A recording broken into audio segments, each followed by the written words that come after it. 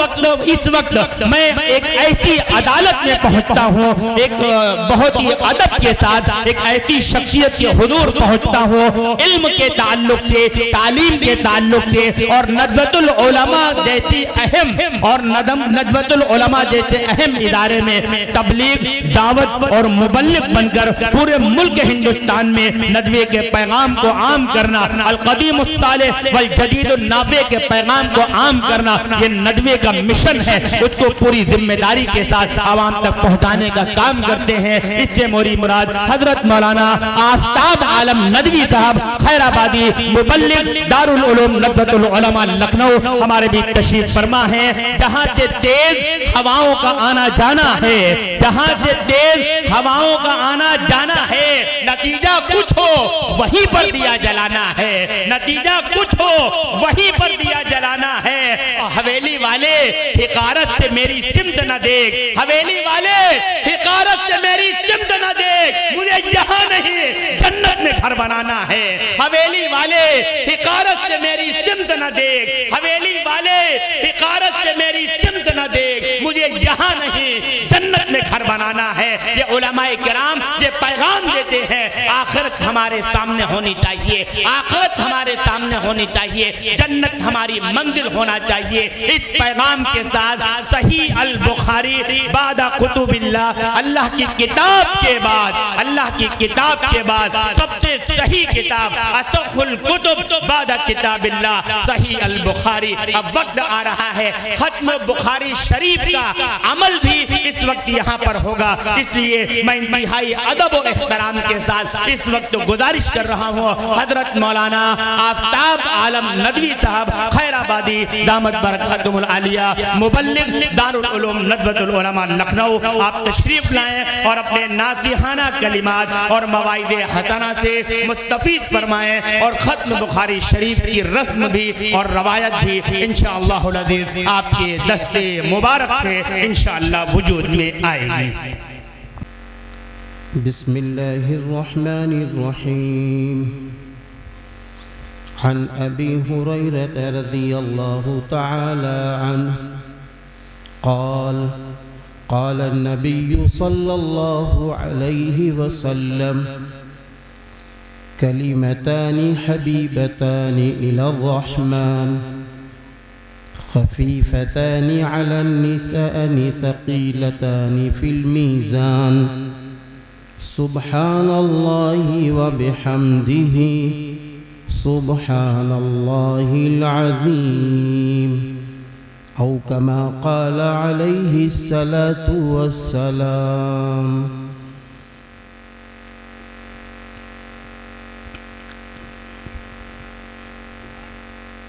मोहतरम हज़रात, अल्लाह ताला का फज़्ल व करम कि अल्लाह ताला ने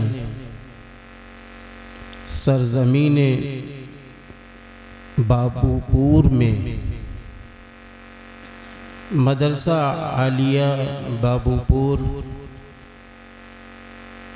जिसको अल्लाह ने इतनी बड़ी सआदत बख्शी है कि आज अल्हम्दुलिल्लाह चंद बच्चियों ने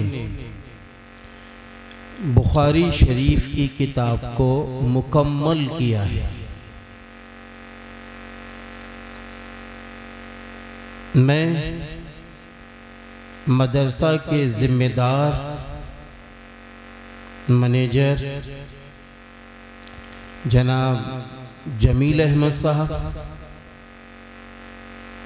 और जनाब महबूब अहमद साहब और इसी तरीके से हमारे हाफिज़ व मौलाना मुकीर अहमद कासमी साहब और इसी तरह हमारे हज़रत मौलाना मोहम्मद शफीक मज़ाहिरी साहब, ये सब काबिल मुबारकबाद हैं। और भी जुमला कमेटी के तमाम मेंबरान काबिल मुबारकबाद हैं। और इसी तरह आज की वो बच्चियां जिन्होंने माशाअल्लाह बुखारी शरीफ मुकम्मल किया है, वो बच्चियां, वो बेटियां, वो बहनें और उनके माँ बाप काबिल मुबारकबाद हैं। और इसी तरह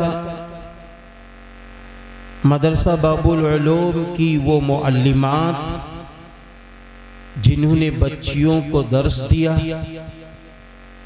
और यहाँ का पूरा स्टाफ, एक नौजवान उस्ताद, टीचर, मास्टर नसीर साहब, सब काबिल मुबारकबाद है।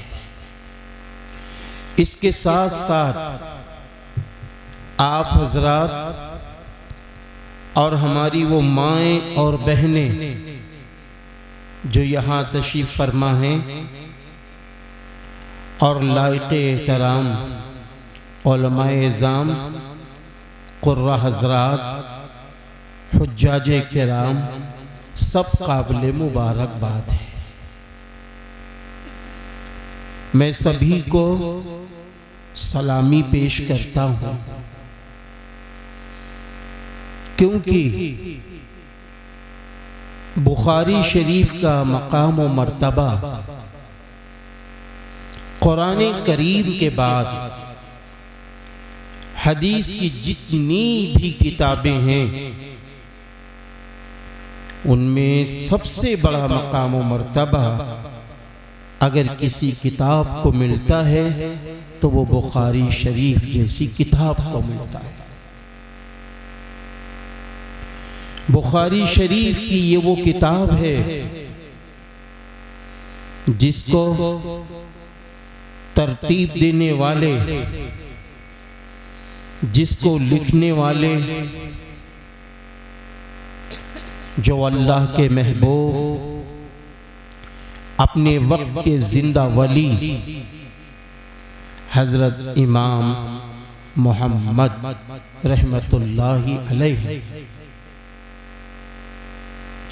आपके वालिद मोहतरम का नाम इस्माइल है और आपके दादा जान का नाम इब्राहीम है। ज़रा आप खुद अंदाज़ा लगाएं, हुजूर अकरम सल्लल्लाहु अलैहि वसल्लम की जो निस्बत यानी सिलसिले नसब जो पहुँचता है हज़रत इस्माइल अलैहिस्सलातु वस्सलाम और फिर उनके वालिद मोहतरम हज़रत इब्राहीम अलैहिस्सलातु वस्सलाम से पूछता है।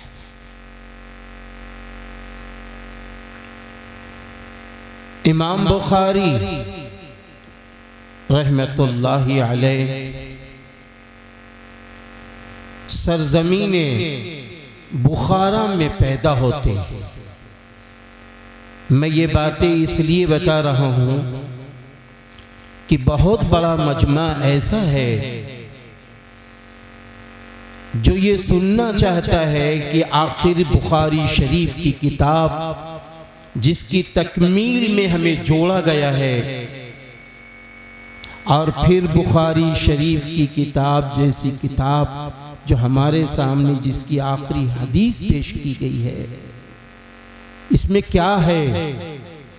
इसलिए वजाहत के साथ मैं सबसे पहले हज़रत इमाम बुखारी रहमतुल्लाहि अलैहि पर कुछ बातें अर्ज करना चाहता हूँ। सबसे पहली बात तो यह है कि आपकी पैदाइश सरजमीन बुखारा में होती है,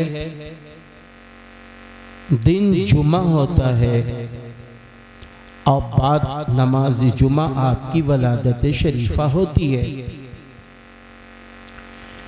आपके वालिद मोहतरम बहुत बड़े आलिम, बहुत बड़े आबिद, बहुत ज्यादा तक़वा सिफत, जिनका नाम गिरामी मैंने अभी बताया कि जनाब हज़रत अल्लामा इस्माइल साहब रहमतुल्लाहि अलैह है। आपके मुतालिक है कि आप इतने नेक थे, तक़वा सिफत थे, और इसके साथ साथ ऐसी इखलास वाली जिंदगी थी जिनका इंतकाल होने का वक्त जब करीब हुआ तो उस वक्त आपके वालिद मोहतरम ये बात फरमा रहे थे कि मैं दुनिया से जा रहा हूँ, मेरा जो माल है इसमें एक दरहम भी मशकूक शुबा माल नहीं है, सब का सब तय्यब है, पाक है और हलाल। जरा आप गौर करें, हम भी गौर करें। आज हम नमाजें पढ़ लेते हैं, रोजे रख लेते हैं, कुरान पाक की तिलावत कर लेते हैं, हज कर लेते हैं, लेकिन जहां माल कमाने का मसला आता है तो बहुत कम ये जहन में बात आती है कि माल हलाल तरीके से कमाना चाहिए, हराम तरीके से नहीं कमाना चाहिए। जब माल हलाल होगा तो वो माल जब बच्चों पर खर्च होगा उसका असर भी अच्छा पड़ेगा। आप देखिए कि हज़रत मौलाना इस्माइल साहब रहमतुल्लाहि अलैह, उनका माल पाक, दिल साफ, निगाहें पाक, अपने वक्त के जिंदा वली हैं, तो अल्लाह ताला ने आपके बेटे मोहम्मद को भी अपने वक्त का जिंदा वली भी बनाया और ऐसी किताब लिखने का अल्लाह ने और तरतीब देने का अल्लाह ने मौका दे दिया जिस पर पूरी दुनिया के आइम्मा, मुहद्दिसीन, मुफस्सिरीन और पूरी दुनिया के मुसलमान जब भी और आज भी कुरान पाक के बाद अगर किसी किताब को फौकियत देते हैं, सही किताब मानते हैं, तो वो किताब बुखारी शरीफ ही किताब है।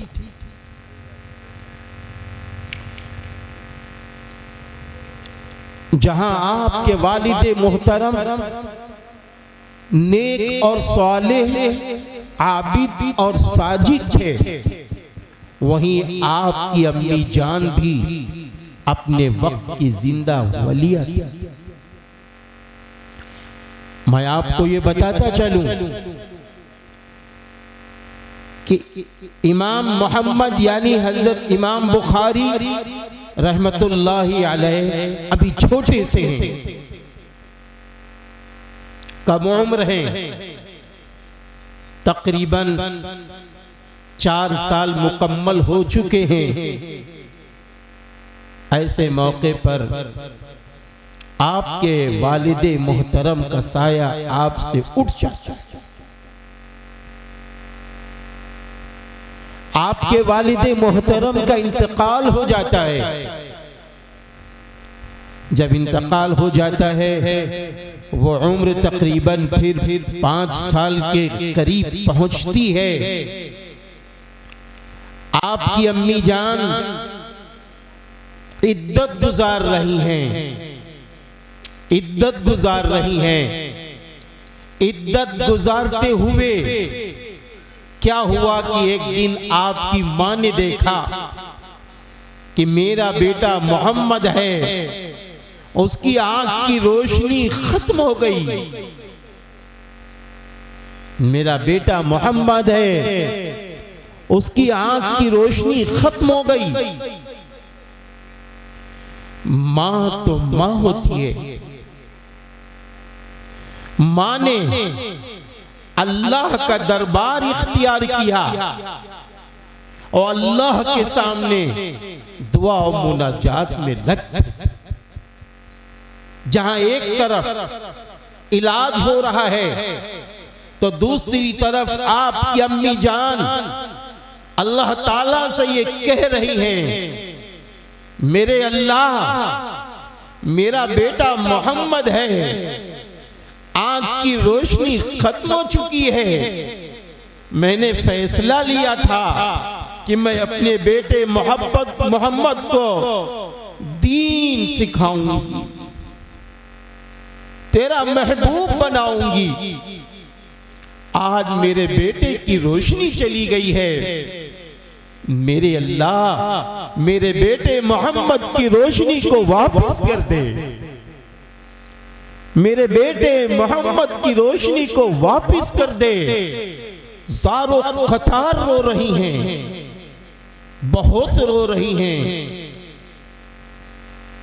अल्लाह ताला ने फिर आपकी दुआ ऐसी सुनी कि एक रोज हजरत इब्राहीम खलीलुल्लाह अलैहिस्सलातु वस्सलाम ख्वाब में तशरीफ लाते, और ख्वाब में तशरीफ लाने के बाद फरमाते हैं, मोहम्मद की माँ अल्लाह ने आपका रोना सुन लिया, अल्लाह ने आपकी दुआ सुन ली, अब रोना बंद कीजिए, अल्लाह ने आपके बेटे की आंख की रोशनी वापस कर दी। आपकी आंख खुलती है, आप देखती हैं कि आपका बेटा रोशनी के साथ है, अल्लाह का शुक्र अदा करती हैं। मैं अक्सर ख़वातीन इस्लाम के जलसे में ये बात कहा करता हूं कि मेरी बहनों, मेरी माओ, जरा गौर करो, तवज्जो दो कि जब इमाम बुखारी की मां अल्लाह के आगे रोती है, अल्लाह उनके रोने को कबूल करता है और आपके बेटे मोहम्मद की आंख की रोशनी वापस कर देता है। तो ऐ मां जरा बताओ, आपके रोने को भी अल्लाह कबूल कर सकता है, आपके और आपके बच्चों के, आपके शौहर के और आपके घर के मसले दुनिया व आखिरत दोनों जहान के हल कर सकता है। हमारी माएं अपनी कीमत नहीं समझती, हमारी माओं ने अपनी कीमत नहीं समझी, अपने को बेकीमत बना दिया, मोबाइल से मोहब्बत कर ली, जबान को बेलगाम कर दिया, नमाजों को सिर्फ रमजान और जुमा तक रखा, कुरान करीम को सिर्फ रमजान तक रखा पढ़ना,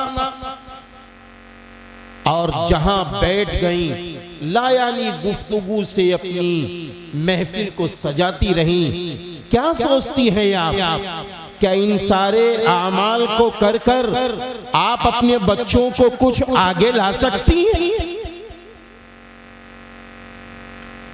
अगर आप ये चाहती हैं हमारा बच्चा नेक बने, आप ये चाहती हैं हमारी बच्चियां नेक बने, आबिदा बने, सालिहा बने, हमारी बच्चियां हज़रत फातिमा ज़ुहरा रज़ियल्लाहु ताला अन्हा के नक्श कदम के मुताबिक चलने वाली बने, तो ऐ प्यारी माँ, ऐ अच्छी माँ, ऐ नेक माँ, अपने आप को अल्लाह के हवाले करना पड़ेगा, अपने आप को कुरान करीम के हवाले करना पड़ेगा, अपने आप को नबी करीम सल्लल्लाहु अलैहि वसल्लम की सीरत तैयबा के हवाले करना पड़ेगा, और उसी तरह रोना पड़ेगा जिस तरह हमारे अकाबिर की माएं रोई। ये तो एक वाकया हमने हजरत इमाम बुखारी रहमतुल्लाहि अलैह की अम्मी जान का सुनाया, इस वक्त मजीद वाकयात सुनाने का मौका नहीं है। हजरत इमाम बुखारी रहमतुल्लाहि अलैह आंख की रोशनी पाते हैं, आपकी मां आपको मकतब में दाखिल कराती है, आपके रुफ़क़ा ने, आपके साथियों ने, आपके दोस्तों ने आपसे पूछा कि इमाम साहब आपको ये हदीस की जो बहुत बड़ी किताब आपने लिखी है और तरतीब दी है, इमाम साहब ये जज्बा कैसे पैदा हुआ?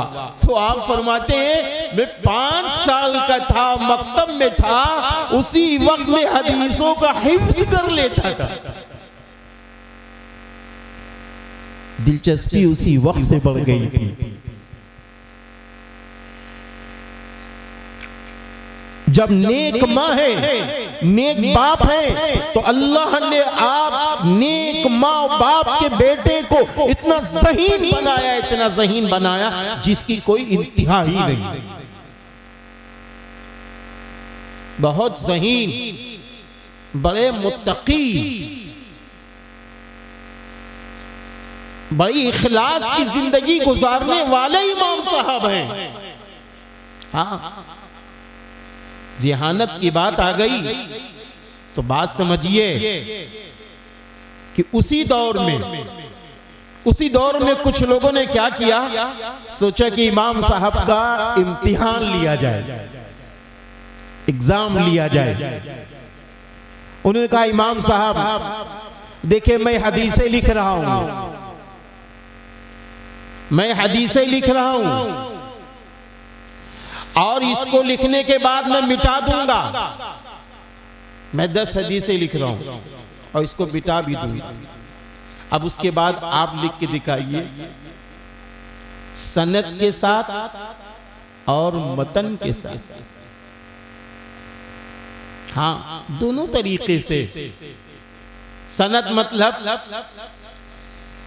पूरे रिजाल के साथ, नामों के साथ कि ये हदीस फुला से फुला से फुला से होते होते यहां तक आई, फिर काला काला रसूलुल्लाह सल्लल्लाहु अलैहि वसल्लम तक पहुंची।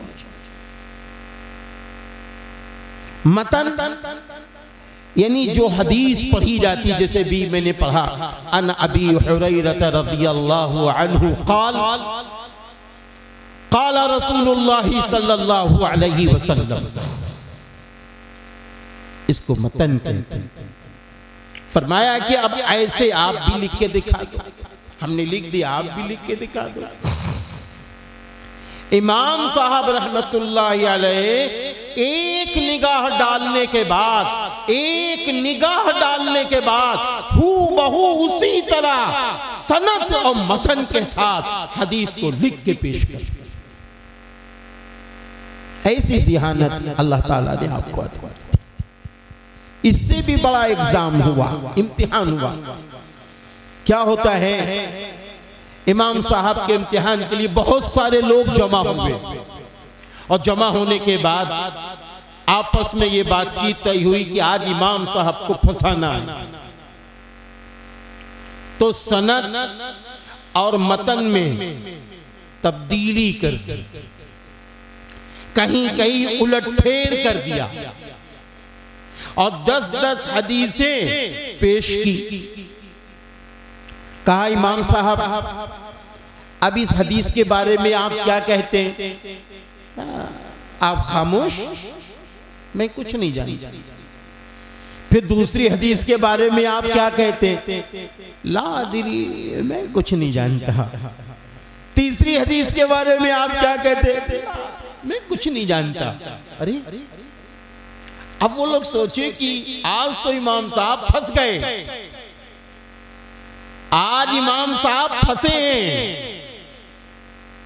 फिर उसके बाद 10-10 हदीसें इसी तरीके से सब पेश करते गए। 100 हदीसें सब ने इसी तरह थोड़ी चेंजिंग के साथ पेश की।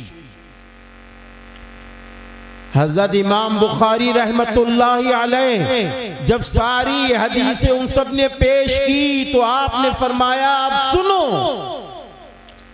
आपने फरमाया आप सुनो, पहली हदीस उन्होंने जो पेश की थी, कहा इस तरह ये हदीस नहीं है, इस तरीके से ये हदीस है। दूसरी हदीस जो आपने पेश की थी वो इस तरह नहीं है, वो इस तरीके से है। इसी तरह एक एक करके सारी हदीसों को आपने लिख के और जबान से बता के लोगों को मुतमईन कर दिया।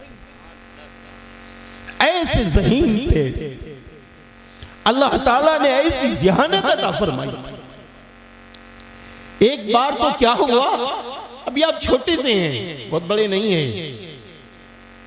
होता यह है कि आप अपने उस्ताद मोहतरम के दर्स में हैं, उस्ताद साहब पढ़ा रहे थे, तो उसमें एक रावी का नाम रह गया, एक रावी का नाम रह गया। हजरत ने फरमाया कि हजरत ये जो अभी आपने दर्स दिया है ये हदीस इस तरह नहीं है, इस तरह है। तो उस्ताद है। उस्ताद ने कहा चुप रहो।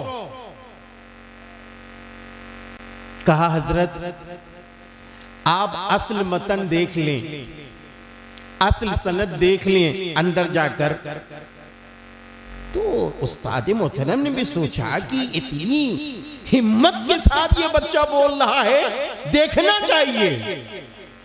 और बस क्या होता है, अंदर वो देख के आते हैं और उसके बाद कहते हैं बताओ तुमने क्या कहा था। वो हदीस उसी तरह पढ़नी शुरू कर दी जिस तरीके से हदीस सनद में मतन में मौजूद थी। ऐसे ज़हीन थे आप।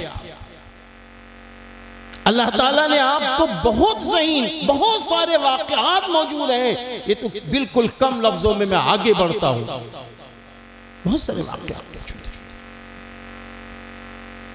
एक दो वाक़यात नहीं है, बहुत सारे वाक़यात मौजूद हैं। अब आप आगे बढ़िए बुखारी शरीफ की तरफ।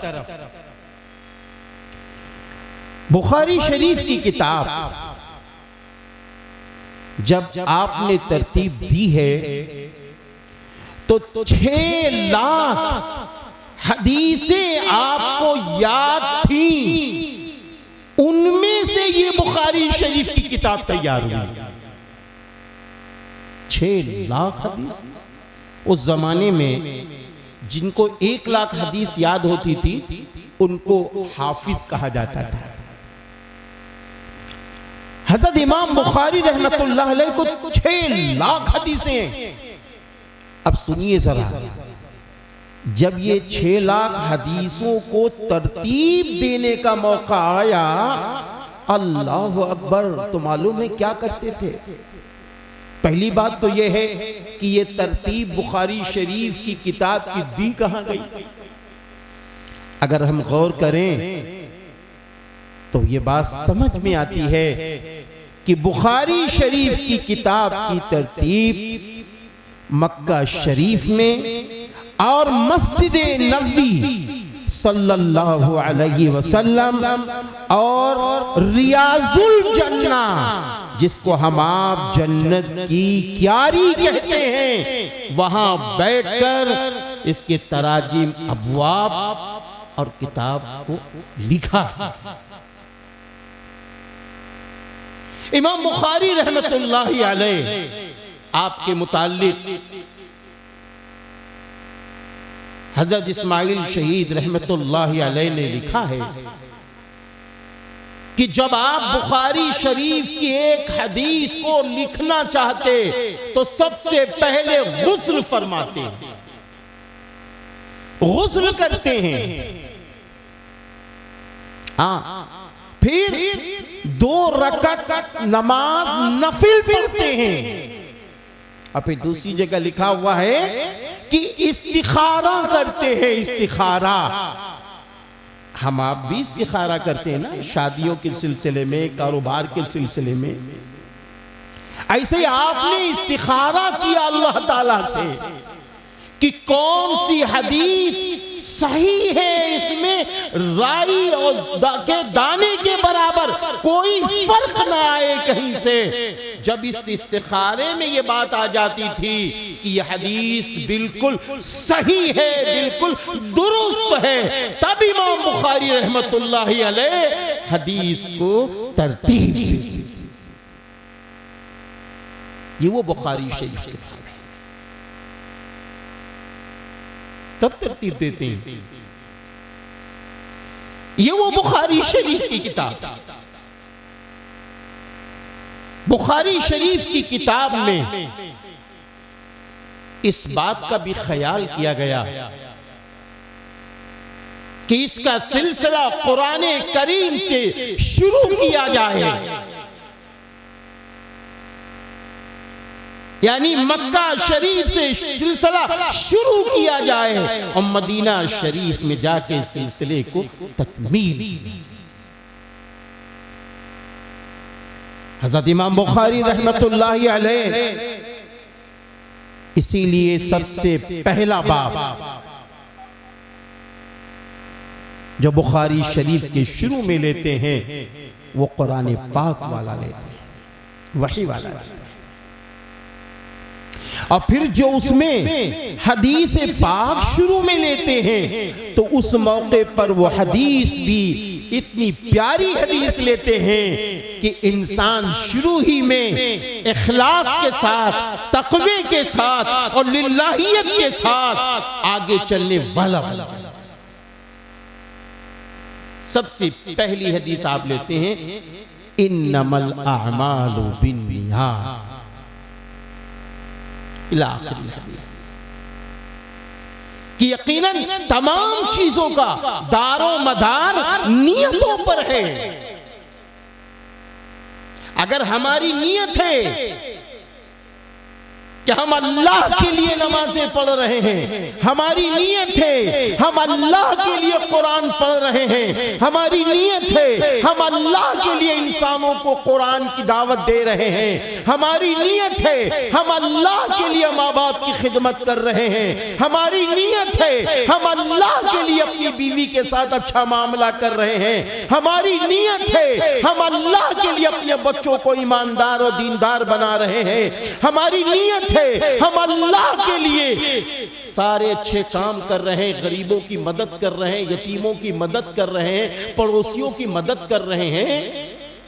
अगर नियत अच्छी है तो फिर उसका रिजल्ट भी अच्छा है, उसका नतीजा भी अच्छा है, दुनिया में भी और आखिरत में। गोया इमाम बुखारी रहमतुल्लाहि अलैह ने पहले हदीस में ये बात तालिबे इल्म को और तालिबा को, आलिम को और आलिमा को जो बनने वाले हैं उनको ये बात बता दी जा रही है कि तुम जिस हदीस पाक को पढ़ने जा रहे हो सबसे पहले अपनी नियत को दुरुस्त करो। इसलिए आलिम ना बनना कि दुनिया के अंदर तुम्हारा डंका पीटे, इसलिए खिताबत ना करना कि लोग तुमको बहुत बड़ा खतीब कहें, इसलिए तुम कुरान पाक अच्छा ना पढ़ना कि लोग तुमको बहुत बड़ा कारी कहें। अल्लाह के लिए खिताबत हो, अल्लाह के लिए पढ़ना हो, अल्लाह के लिए समझना हो, अल्लाह के लिए सब करना। वरना हदीस पाक में है कि क़यामत के दिन सबसे पहले 3 लोग जहन्नम में दाखिल किए जाएंगे। अल्लाह हिफाजत फरमाए। आप सब कहिए अल्लाह हिफाजत फरमाए। मेरे भाइयों रोना आता है, हाँ, जिसमें एक आलिम होगा, एक मालदार होगा और एक शहीद होगा। इसका अंदाजा लगाओ। एक रिवायत में तो यहां तक है कि जहन्नम में डालना नहीं, जहन्नम की आग जो सुलगाई जाएगी, अल्लाह हिफाजत फरमाए, इन 3 हज़रात से सुलगाई जाएगी। अल्लाह हिफाजत फरमाए। अल्लाह हम सबको जहन्नम से बचाए। वो ये है कि एक आलिम को अल्लाह ताला बुलाएगा, आओ मेरे पास।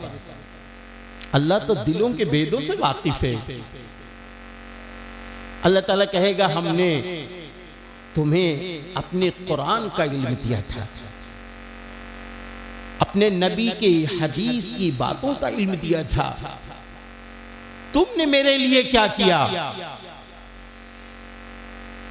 तो आलिम साहब कहेंगे अल्लाह हमने खूब तकरीरें की, खूब दर्स का काम अंजाम दिया, फुला फुला अच्छे काम किए, तो अगर इखलास नियत दिल में नहीं है, रिया और शोहरत के लिए वो काम किया है, अल्लाह हिफाजत फरमाए, तो मालूम है अल्लाह फरमाएगा तुमने तो तकरीरें इसलिए की थी लोग तुमको बहुत बड़ा आलिम समझे, तुमने तो इसलिए दर्स अच्छा दिया था कि तुम्हारे शागिर्द तुम्हारी तारीफ करें, तुमने तो ये इसलिए अच्छी किताब लिखी थी लोग तुमको बहुत बड़ा मुसन्निफ कहे। ऐ बंदे खुदा वो दुनिया में तुझे मिल चुका है, अब मेरे पास तेरा कुछ नहीं है, ले जाओ फरिश्तों इनको उठा के जहन्नम की तरफ।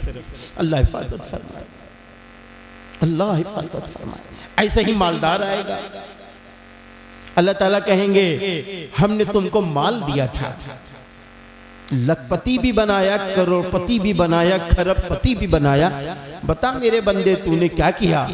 अल्लाह ताला मैंने तो मालों की ज़कात निकाली, मैंने गरीब की मदद की, यतीम की मदद की, अपाहिज की मदद की, मजलूम की मदद की, पड़ोसियों की मदद की, अपनी बहनों की मदद की, अपने भाइयों की मदद की। तो आवाज आएगी अगर रिया की वजह से, दिखलावा की वजह से वो माल हमने दिया है, अल्लाह फरमाएगा ए मेरे बंदे माल मेरा था, तूने इसलिए दिया लोगों को, लोग तुझे मालदार कहे, सुन तुझको मालदार कहा जा रहा है दुनिया में, अब यहाँ तेरा कुछ मेरे पास नहीं है, इसे भी ले जाओ जहन्नम की तरफ। अल्लाह हिफाजत फरमाए, अल्लाह हिफाजत फरमाए। मेरे भाइयों इसीलिए ये रिवायत में एक है कि क़यामत के दिन 5 सवालात अल्लाह के सामने हर बंदे को देना होगा और जवाब देना होगा। 5 सवालात क्या होंगे? अल्लाह ताला फरमाएगा हमने तुमको जिंदगी दी थी, किस रूह पर वो जिंदगी गुजारी? क्या कुरान और हदीस की रोशनी में जिंदगी गुजरी? हजरत सहाबा इकराम रज़ी अल्लाह अन्हुम अजमईन के नक्शे कदम के मुताबिक जिंदगी गुजरी? दूसरा सवाल होगा जवानी तुमने कैसी गुजारी? हाँ अल्लाह हिफाजत फरमाए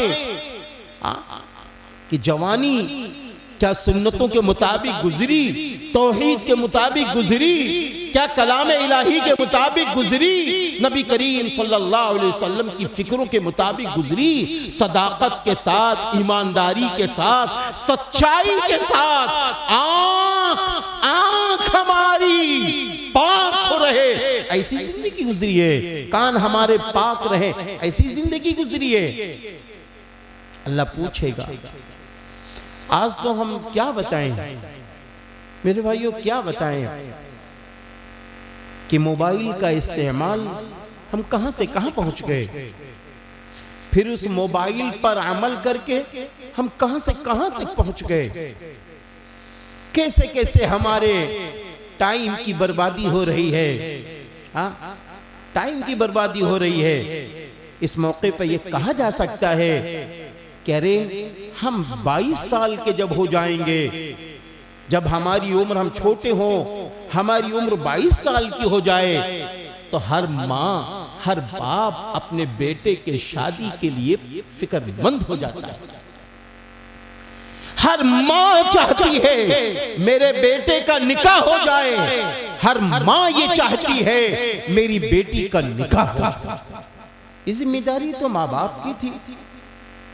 आज हमारा नौजवान तबका सारा टाइम बर्बाद कर दिया इसी में, सारा टाइम रात के 2-2 बज जाते हैं, खुद भी नहीं सोते, दूसरी बच्ची को भी सोने नहीं देते, बच्ची भी नहीं सोती, किसी दूसरे के बेटे को भी सोने नहीं देती, पूरी पूरी रात गुजर जाती। बताने वालों ने बताया अल्लाह तौबा है। अब ये लाइफ जवानी की, जबकि हदीस पाक में है कि अर्श आजम के 7 साए होंगे, उन 7 साए में एक आबिद को भी एक साया मिलेगा, नेक इंसान को मिलेगा जिसने जवानी में अपनी जवानी की हिफाजत की है। जवानी को क्या समझा है? इसी जवानी पर तो दुनिया व आखिरत के बेहतरीन फैसले हैं, हम समझ ही नहीं सके। पूरी पूरी जवानी बर्बाद हो जा रही है, पूरी पूरी जवानी बर्बाद। होना क्या चाहिए था? जवानी में हर जवान मस्जिद में तकबीर ऊला के साथ नमाज पढ़ रहा होता, हर नौजवान सुबह उठकर कुरान की तिलावत कर रहा होता, हर नौजवान रात में तहज्जुद पढ़ रहा होता। काहे के लिए? काहे के लिए? इसलिए कि वो जानता है मेरी बिगड़ी बनाने वाला अल्लाह है, वो जानता है मुझे इज्जत देने वाला अल्लाह है, वो जानता है मुझे बुलंदी देने वाला अल्लाह है, वो जानता है मुझे नेक शरीके हयात देने वाला अल्लाह है, वो जानता है हलाल रोज़ी देने वाला अल्लाह है। हम जब अल्लाह का दर पकड़ लेंगे तो अल्लाह उम्र में बरकत डाल देगा, माल में बरकत डाल देगा और रिश्ते में बरकत डाल देगा। रिश्तों में भी बरकत हो जाती है जब हम नेक होते हैं, वरना रिश्तों की बरकत अल्लाह के महबूबों ने बताया उठ जाती है। आप देख लीजिए 40-40 साल की बच्चियां हो गई हैं, 40-40 साल के नौजवान हो गए। माफ कर देना, 100 बार माफ कर देना। हम इल्जाम नहीं लगा रहे हैं, आज गुनाहों की नहूसत ने हमको कहां तक पहुंचा दिया। कोई अपनी बेटी देने को तैयार नहीं है, कोई अपना बेटा देने को तैयार नहीं है, जबकि माल की कमी हमारे पास नहीं। अल्लाह ताला फिर तड़पाता है, हाँ अल्लाह ताला फिर रुलाता है कि हमने तुमको जवानी दी, तुमने जवानी को यूं ही बर्बाद कर दिया। जवानी को बचाकर रखने की जरूरत है, अपना खून बचाकर रखने की जरूरत है, अपना दिमाग पाक को साफ रखने की जरूरत है। अरे जवानी में अल्लाह के महबूब बनोगे, अर्श आज़म के 7 साए में एक साया आपको नसीब हो जाएगा। सालिहा खातून सालिह मर्द, आबिदा खातून आबिद मर्द। अफसोस तो अफसोस, कहां चले गए हैं? सिर्फ तबाही की तरफ जा रहे हैं। कौन है हमको दुनिया में इज्जत देने वाला? जब अल्लाह ताला खुद फरमा रहे हैं व तुइज़्ज़ु मन तशा व तुज़िल्लु मन तशा, बताओ कौन देने वाला इसके अलावा? जब अल्लाह ताला फरमा रहे हैं इन्नल्लाह यर्ज़ुक़ु मन यशा बिग़ैरि हिसाब, यकीनन बगैर हिसाब के रोजी देने वाला अल्लाह है। अल्लाह ताला फरमा रहे यहाबु लिमन यशाउ इनासा व यहाबु लिमन यशाउ ज़ुकुर औ युज़व्विजुहुम ज़ुकुराना व इनासा व यजअलु मन यशाउ अक़ीमा। अल्लाह ताला फरमा रहे हैं अल्लाह जिससे चाहे बेटी दे बेटा दे, या बेटी और बेटा दोनों दे दें, या अल्लाह ताला जिस शादीशुदा खातून को चाहे बांझ कर दे। अरे मेरे भाई, सब अल्लाह के पास है। हम अपने तीर ना मारे, हम अपने तीर ना माने कि हमने मेहनत की। हम फिर ये भी सवाल कर सकते हैं जब आपने मेहनत की तो आपका पड़ोसी भी तो मेहनत कर रहा था, दोनों को बराबर क्यों ना मिला? इसलिए अल्लाह ताला की बारगाह में 5 सवालात होंगे।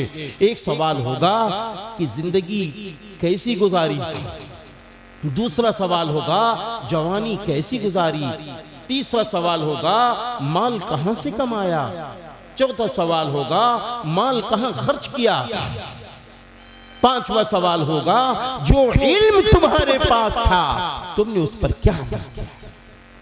तो इमाम बुखारी रहमतुल्लाहि अलैह ने उस हदीस को पेश करके, पहली हदीस को पेश करके पढ़ने वाले बच्चे को, पढ़ने वाली बच्ची को ये पैगाम दे दिया और सबको ये पैगाम दे दिया कि देखो तुम्हारी बुनियाद इखलास पर पढ़नी चाहिए, तक़वी पर पढ़नी चाहिए, लिल्लाहियत के साथ काम करना चाहिए, उसका रिजल्ट दुनिया आखिरत में अच्छा मिलेगा। दूसरे ये भी पैगाम दिया जा रहा है कि अभी ये बाबुल वही का जो आपने पढ़ा, अब इसके बाद बाबुल निकाह भी पढ़ोगे, बाबुल ज़कात भी पढ़ोगे, जितने अब्वाब पढ़ते जाओगे ये सारे अब्वाब इखलास व लिल्लाहियत के साथ पढ़ते रहो और जब आखिर में हदीस पर आ जाओ, जब आखिरी हदीस पढ़ो जो अभी पढ़ी गई, जब इस हदीस को पढ़ो तो शुक्र खुदावंदी में लबरेज हो जाओ, शुक्र खुदावंदी में लबरेज हो जाओ, ये कहा जा रहा है। मेरे भाइयों, आखिरी हदीस हमारे सामने आ गई, आखिरी हदीस हमारे सामने आ गई। आखिरी हदीस में हज़रत इमाम बुखारी रहमतुल्लाह अलैह ने जो पेश फरमाया, इससे क्या पैगाम देना चाहते हैं, ये एक बहुत बड़ी बात है। अन अबी हुरैरा रज़ियल्लाहु तआला अन्हु क़ाल क़ाल अन्नबी सल्लल्लाहु अलैहि वसल्लम कलीमतानी हबीबतानी इलर रहमान। हज़रत इमाम बुखारी रहमतुल्लाहि अलैह फरमा रहे हैं,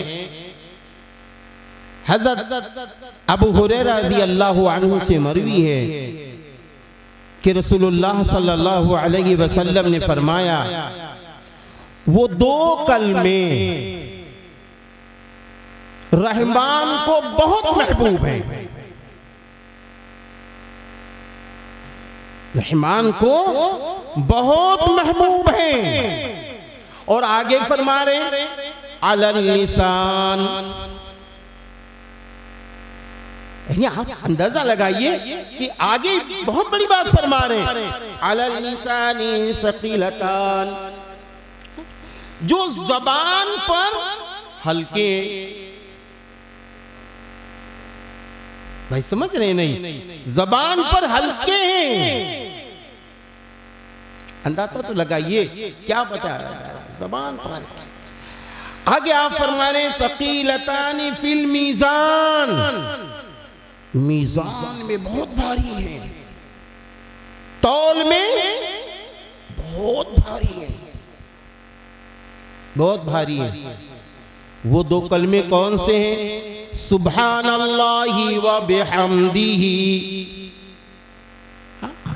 अंदाजा लगाइए आप क्या फरमा रहे हैं, सुब्हानल्लाहि व बिहम्दिही सुब्हानल्लाहिल अज़ीम।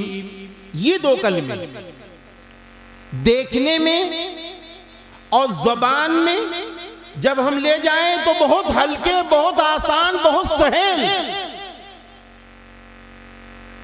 लेकिन अल्लाह को बहुत महबूब, रहमान को बहुत महबूब।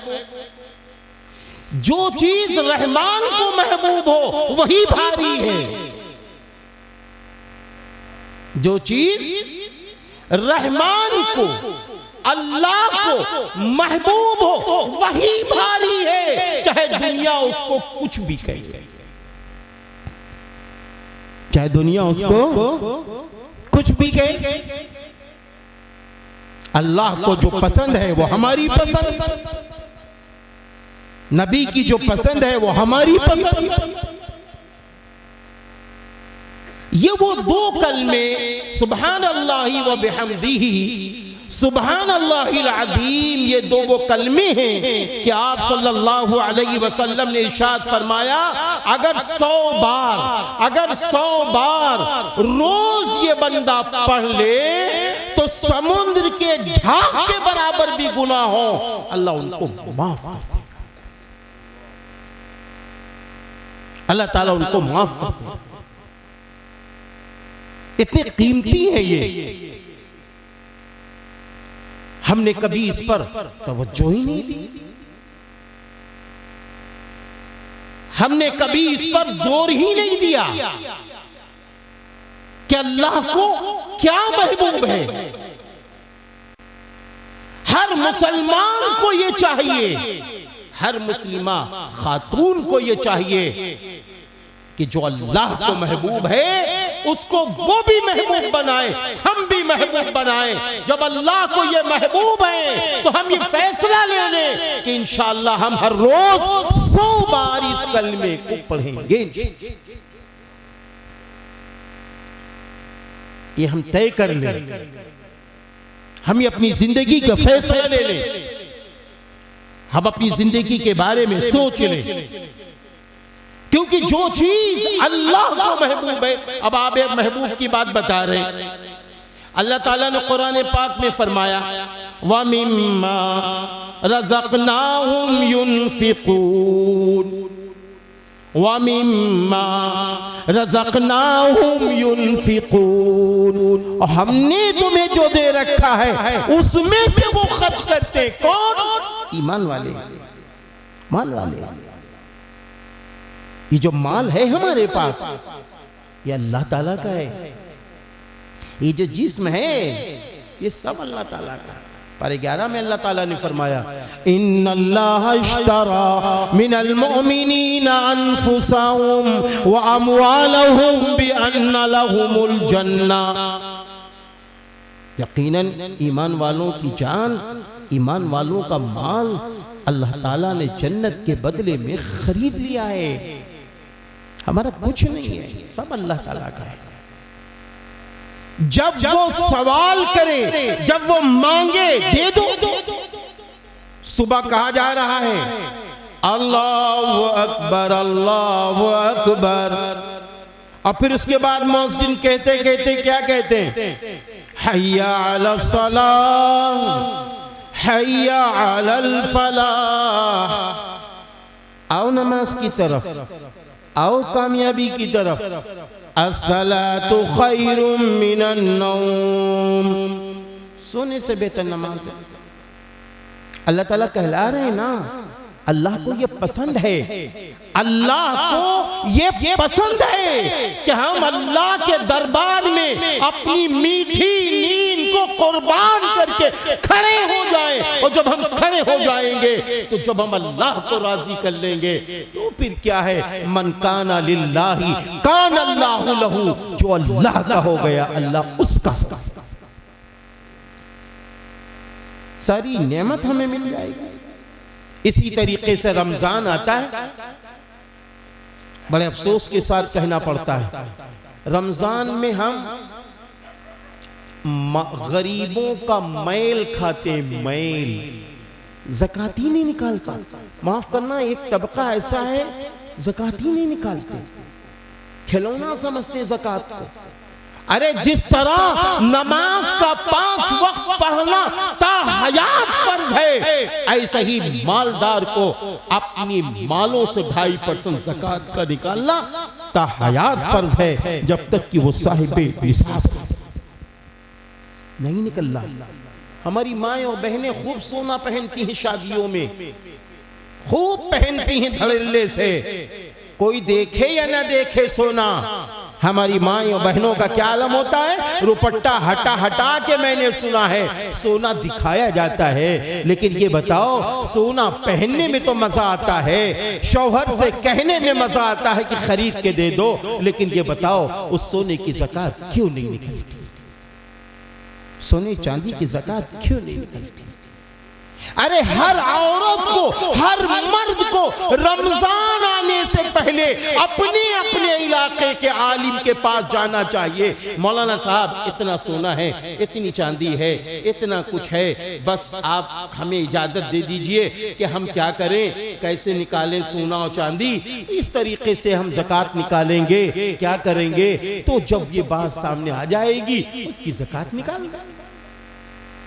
इसी तरह हमारे अल्लाह के महबूब फरमाते हैं, खाली अगर ज़कात की माल निकालते हैं यह कमाल नहीं है। कमाल यह है कि अपनी गाढ़ी कमाई अल्लाह के नाम पर भी निकाला जाए। मस्जिद बन रही है, गाढ़ी कमाई उसमें लगाई जाए। मदरसा तामीर हो रहा है, गाढ़ी कमाई वहां लगाई जाए। मदरसे की बच्चियों पर गाढ़ी कमाई लगाई जाए, मदरसे के बच्चों पर गाढ़ी कमाई लगाई जाए। अरे एक बेहतरीन तरीका मौजूद है कि मदरसे वालों से मिलकर मदरसे के खर्चात पूछे। अरे भाई, आपके चंद रुपए से अगर एक अच्छा निजाम बन गया, अब बताइए माशाल्लाह, मैंने सुना है 4 बच्चियों ने बुखारी शरीफ मुकम्मल किए, कितना बड़ा काम हो गया माशाल्लाह। मुझे ये भी पता चला कि मदरसा आलिया बाबुल उलूम में पिछले साल भी क्या हुआ है कि पिछले साल माशाल्लाह हुफ्फाज की दस्तार बंदी हुई। कितना बड़ा काम हो रहा है, ये मामूली काम है। आपको मैं बता दूं, आपके मदरसे से जो बच्चा हाफिज बन के निकलता है, जैसे ही दस्तार बंदी होती है, उस बच्चे की निस्बत रसूलुल्लाह सल्लल्लाहु अलैहि वसल्लम से जुड़ जाती है, क्योंकि रसूलुल्लाह सल्लल्लाहु अलैहि वसल्लम सबसे पहले हाफिज कुरान हैं। और कुरान उसी को याद होता है जो साहिब ईमान। एक हाफिज कुरान, आप बताइए 10 लोगों को जहन्नम से निकलवा कर अपने ऐसा अकरबा को जन्नत में ले जाने का जरिया बने। एक आलिम 400 लोगों को, एक आलिमा 400 लोगों को जहन्नम से निकलवा के जन्नत में ले जाने का जरिया बने। कितनी बड़ी बातें हैं मेरे भाइयों। हम ये देखते हैं उम्र कितनी भी हो जाए, एक दिन मौत आनी है, हमको दुनिया से जाना है। अरे मेरे भाई, ईमानदार बनकर जाना है, दयानतदार बनकर जाना है, परहेजगार बनकर जाना है, मस्जिदें बना के जाना है, मदरसे बना के जाना है, गरीबों की मदद करके जाना है, यतीमों की मदद करके जाना है, और अल्लाह के नाम पर जो सवालात हो उस पर अमल करके जाना है, ताकि जब इंतकाल हो रहा हो तो लोग ये कह के रो रहे हों, ये ईमानदार था, ये बड़ा मुनसिफ था, ये बड़ा मुत्तकी था, ये दयानतदार था। माँ बाप ये कह के रो रहे हो कि मेरा नेक बेटा चला गया, और बेटा ये कह के रो रहा हो मेरा नेक बाप चला गया। ऐसी जिंदगी गुजारो। बहरहाल बात लंबी हो रही है, मैं अपनी बात को लंबी नहीं कर सकता, क्योंकि हमारे और आपके बीच में अभी माशाअल्लाह बावकार उलमा भी तशरीफ़ फरमा हैं, और हमारे भाई असद आज़मी साहब भी माशाअल्लाह तशरीफ़ फरमा हैं। बहुत अच्छे नातिया कलाम के अशार आप माशाअल्लाह पढ़ते हैं। हमारे और आपके सदर मोहतरम का खिताब हज़रत मौलाना, जो मेरे मुरब्बी हैं, मुर्शिदी हैं, मुझे कहने में हया नहीं, शर्म नहीं है कि मुझ छोटों को हज़रत बहुत चाहते हैं। जो बड़े होते हैं वो हमेशा अपने छोटों से बड़ी मोहब्बत करते हैं। हज़रत मौलाना जावेद अहमद नदवी साहब दामद बरकातुहुल आलिया, इमाम ईदगाह बिस्वा का खिताब बड़ा मुदल्लल, बड़ा मुफस्सल आपने सुना है। इस खिताब को सामने रखिए, और अगला जो खिताब हो उसको भी सामने रखिए, और अपनी अच्छी ज़िंदगी गुजारिए, अच्छी ज़िंदगी गुजारिए, अच्छी ज़िंदगी गुजारिए। माओ और बहनों, अपने घर में तय कर लो, अजान होगी, नमाज पढ़ी जाएगी, चाहे बच्चा हो चाहे बच्ची हो, फैसला ले लो। चाहे रात के 1 बजे हम सोएं, चाहे रात के 3 बजे हम सोएं, हमारी फज्र कज़ा नहीं होगी हम सबकी, ये फैसला ले लो। नमाज का क्या कसूर है? हम लेट में लेटे हैं, हमने अपना टाइम बर्बाद किया है मोबाइल में, नमाज का कसूर क्या है? इसलिए हमें आपकी नमाजों की पाबंदी करनी है, कुरान पाक की तिलावत करनी है, अपने बच्चों को आलिमा वो बच्चों को हाफिज कारी मौलाना बनाइए और बच्चियों को आलिमा बनाइए। अगर आप चाहते हैं नहीं हम डॉक्टर बनाना चाहते हैं, हम इंजीनियर बनाना चाहते हैं, हम प्रोफेसर बनाना चाहते हैं, हम सियासी रहनुमा बनाना चाहते हैं, बनाओ, लेकिन पहले मुसलमान बनाओ, पहले ईमान वाला बनाओ। क्योंकि अल्लाह ताला ने कुरान में फरमाया है वांतुमुल आलऊन इन कुंतुम मुमिनीन, और तुम ही बुलंद होगे अगर तुम मोमिन होगे। अल्लाह ताला मेरी इन चंद गुजारिशात को कबूल फरमाए। कहीं खामियां रह गई हों मेरे अल्लाह मुझे माफ़ फरमाए। मैं अपनी बच्चियों को और बच्चियों के घर वालों को और मदरसे के ज़िम्मेदारों को और मदरसे के मैनेजर साहब, ख़जानची साहब, सदर साहब, मिंबरान को दिल की गहराइयों से मुबारकबादी देता हूँ। आप सबको मुबारकबादी देता हूँ। आप बड़े खुश नसीब हैं कि आपके यहाँ बच्चियाँ माशाल्लाह आलिमा बनी। हमें यकीन है कि आप सब इंशाअल्लाह और तवज्जो देंगे ताकि बड़ी तादाद में बच्चियाँ आलिमा बने, हाफिज़ कुरान बने। ये वही मदरसा है जहाँ पर प्राइमरी दर्जात भी कायम है। बनाओ डॉक्टर, 5th क्लास तक यहाँ पढ़ा लो। आपके बच्चे को अंग्रेजी, हिंदी, साइंस, मैथ के साथ साथ कुरान करीम, अरबी, उर्दू, दीनियात दे दी जाएगी। फिर उसके बाद 6th क्लास में ले जाओ। यहाँ तो यूडाइस नंबर लिखा हुआ है कि यहाँ यूडाइस नंबर बच्चों को मिलता है, आपार नंबर मिलता है, पिन नंबर मिलता है। तो खौफ काहे का है, बाद में 6th क्लास में ले जाओ। उससे पहले यहीं बच्चों को पढ़वाओ, फिर आगे डॉक्टर इंजीनियर बनाओ। यहाँ 5th क्लास तक बच्चे इतना इल्म दीनी जान जाएंगे इंशाअल्लाह कि वो अपना ईमान बेचकर सौदा माल का कभी नहीं करेंगे इंशाअल्लाह। व आखिर दावाना अनिल हम्दुलिल्लाहि रब्बिल आलमीन।